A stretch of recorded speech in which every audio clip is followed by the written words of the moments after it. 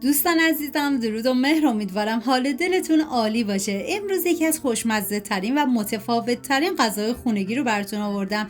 غذای جدید که هم ساده و هم سریع درست میشه با طعمی فراموش نشدنی.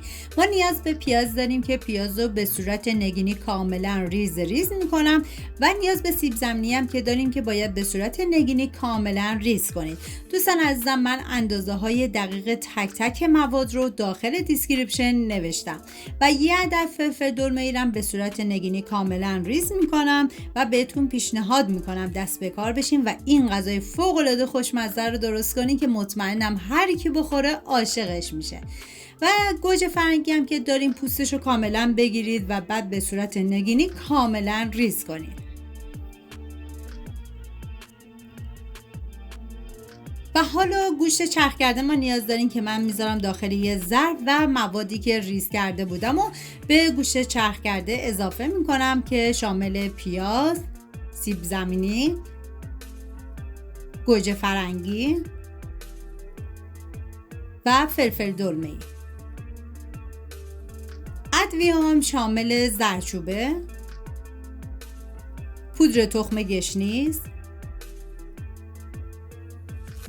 نمک و فلفل سیاه هستش. حالا میریم برای درست کردن سسش که ما نیاز به رب گوجه فرنگی داریم که من میریزم داخل یه ظرف و بعد ادویه های مورد نظر شامل پودر تخم گشنیز و فلفل سیاه و نمک هست بهش اضافه میکنم و مقداری روغن کنجدم به این سسمون اضافه میکنم که شما از هر نوع روغنی که دوست داشتین میتونین استفاده کنین. و نصف لیوان آب بهش اضافه میکنم و هم میزنم تا همه مواد با همدیگه مخلوط بشن.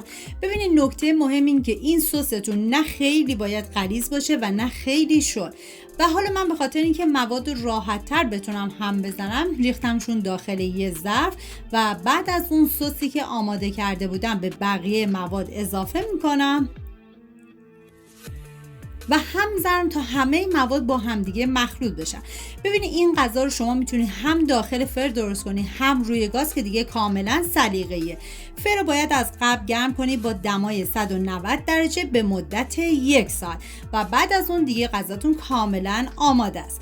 امیدوارم این غذای خاص خوشمزه رو امتحان کنید و از طعمش نهایت لذت رو ببرید. سپاس از همراهی همیشگیتون. تا یه خوشمزه دیگر، بدرود.